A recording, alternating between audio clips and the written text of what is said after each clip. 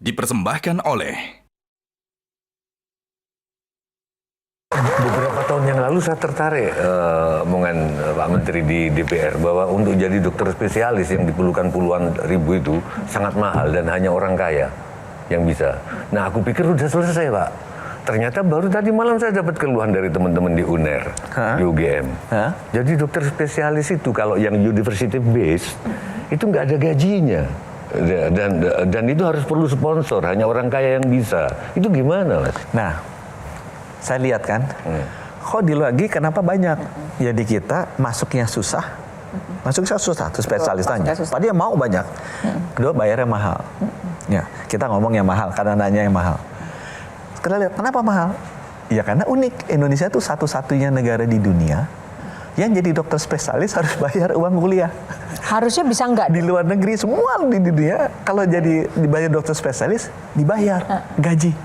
Jadi saya bingung kan, loh kenapa? Karena sistemnya beda. Di luar negeri itu yang berbasis rumah sakit, dia jadi pegawai rumah sakit. Dia bukan jadi murid. Kalau sini kan murid masih bayar uang kuliah. Nggak ada di dunia kecuali di Indonesia. Makanya dengan undang-undang yang baru berubah.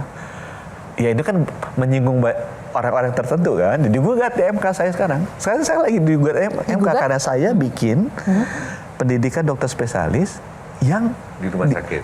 sama dengan semua negara di dunia bahwa itu berbasis rumah sakit dan dibayar gaji nggak usah bayar. Kenapa ditentang dan siapa yang dirugikan jika memang itu Ya kalau bisa yang dilaksanakan? dirugikan yang tadinya menerima uang dari sini. Oh, jadi it's all about the business gitu. Ada keluhan di teman-teman. Ini nggak tahu benar atau enggak. Kalau yang pendidikan spesialisnya di rumah sakit, yang ngajar itu dokter praktek di itu, dianggap kurang bermutu. Ini benar. Tapi kalau yang di sekolah, kan diajar dosen gitu. Lebih bermutu. Bener nggak sih gitu loh? Ya kalau gitu semua pendidikan spesialis di Amerika, di Singapura, di Tokyo, di Australia nggak bermutu dong gitu. Oke. Nah, Pak, ini menarik dari beberapa kasus ini kan banyak yang orang itu kan kadang tidak memahami. Ketika Pak Budi memperjuangkan sebuah kebijakan tertentu itu untuk masyarakat, kadang-kadang orang nggak memahami. Misalnya, ya ini harus diubah undang-undangnya karena sudah terlalu lama ini mungkin ada kelompok-kelompok atau mafia-mafia kesehatan ini merajai. Nah itu benar nggak sih Pak kalau di dunia kesehatan tuh mafia kesehatan tuh benar-benar nyata? Itu yang tahu, nanya Mbak Lula dia tahu. Tapi kalau saya inginnya, udah jangan bikin susah masyarakat dong. Pak Prabowo tuh presiden kita tuh sangat cinta ke masyarakat. Beliau tuh yang dia terabas banyak sekali. Saya kecil. Ya contoh ini tadi, dokter spesialis kurang banyak. Kenapa sedikit? Karena mahal. Tanya aja deh Mbak Lula bayar berapa. Jadi dokter spesialis biayanya sampai Coba berapa? tanya Mbak Lula bayar berapa. Mau spesialis apa dulu? Yang paling mahal. Jantung. Jantung mahal, bedah mahal. Berapa angkanya? Bedah plastik kan Sampai gini. selesai 4 tahun coba berapa? Ya ratusan juta ya. Pasti Nih lah. saya bilang nih, kalau LPDP bayar dokter spesialis itu miliar 4 tahun. Nah ini masalahnya nggak akan selesai-selesai dong Pak kalau seperti Ya itu. makanya kita bikin yang sama Pas, dengan di luar negeri. Di luar Tapi negeri kan digugat proses- di MK. Siapa backupnya Bapak? Ya kita backupnya.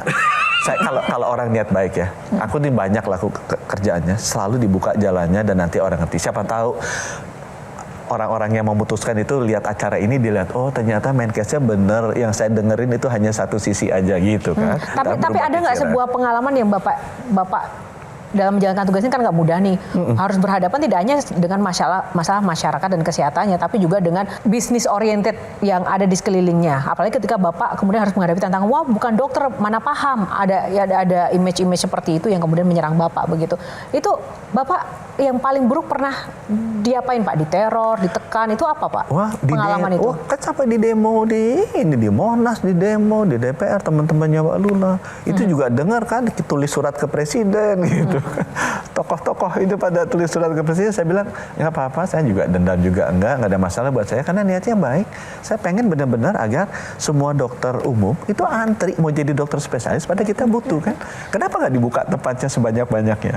Kenapa nggak dia disamakan dengan seperti di luar negeri, nggak usah bayar uang kuliah? Kenapa sih mesti bayar uang kuliah kalau saya keluar? Kalau gitu saya tantang sekalian mumpung konten kreator. Kenapa nggak itu yang diperbanyak? Jadi kesehatan bukan Menteri kesehatan jadi mengubah di preventifnya itu dari makanan, dari herbal, itu yang digencarkan. Mana yang lebih penting bikin konten kreator gitu atau mendirikan rumah sakit baru? asing. Nah itu maksud saya tantanganku. Kalau saya Pak lebih suka, ayo makan sehat, makan Jauh lebih penting di seluruh dunia, jauh lebih murah, kualitas hidup lebih baik. Seperti yang Bapak omongin, menjaga kita tetap sehat. Kalau bisa jangan sampai sakit Pak. Kalau bisa kayak Ratu tuh, di mana tuh yang enggak sehat terus, begitu udah saatnya, besoknya langsung wafat, gitu nggak pakai sakit. Nah itu Nah, paling enak tuh.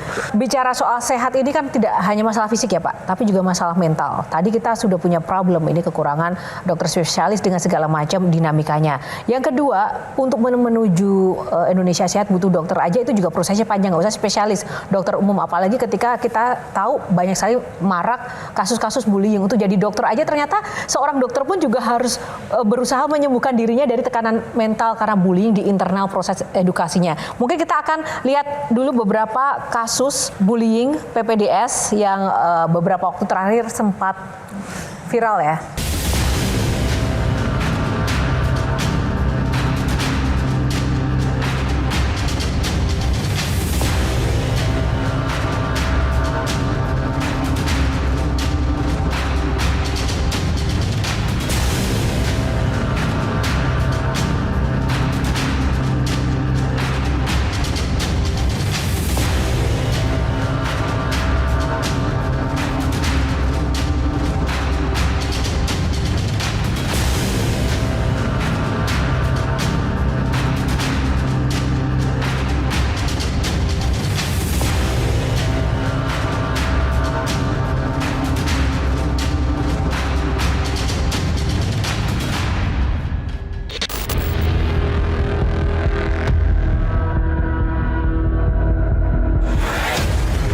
Kemarin itu sempat kena pukul saya tuh di toilet, dipukul bagian kepala, ditampar bagian pipi. Saya pun pernah diminta kayak guling-guling di lapangan olahraga, beres hujan pun pernah tengah malam. Kenapa sampai mundurin diri sih ketika saya dapat perlakuan seperti itu?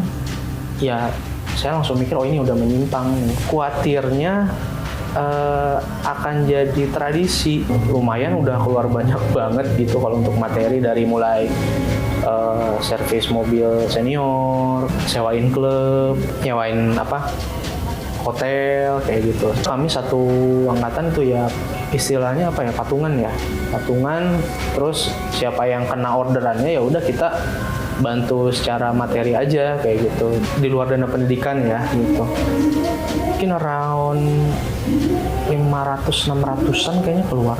Semua yang ada di kriteria bullyingnya Kemenkes itu semua ada gitu. Kekerasan fisik, ya, pukul, dilempar botol, kayak ditusuk pena gitu ya, ditendang dan sebagainya, dilempar buku gitu ya, itu semua ada. Dicaci maki itu harian, ancaman-ancaman gitu ya, itu setiap hari. Kalau senioritas itu nggak hanya berdiri pada saat pendidikan, tapi juga berlanjut sampai di dunia ya, kerja nanti. Dan saya maksudnya udah ditandain tuh. Iya, udah ditandain. Nah ini yang kadang tuh meresahkan saya, bagaimana dokter bisa membantu menyembuhkan masyarakat kalau dirinya sendiri terluka dan justru tidak sejahtera Pak. Dokter spesialis, apalagi dua sosok yang diwawancara tadi adalah sosok yang mundur karena sudah tidak tahan lagi dengan adanya bullying-bullying itu. Nah kita akan bahas, namun kita harus jeda dulu. Bullying ini terjadi. Bukannya ngajar, bukan gurunya. Gurunya mungkin ngajar hanya dalam seminggu, saya nggak tahu dah, sehari. Yang kebanyakan tuh kakak kelas yang ngajar. Nah, rantai itu udah diputus. Sekarang itu yang kita coba bikin dengan hospital base. Download Metro TV Extend sekarang.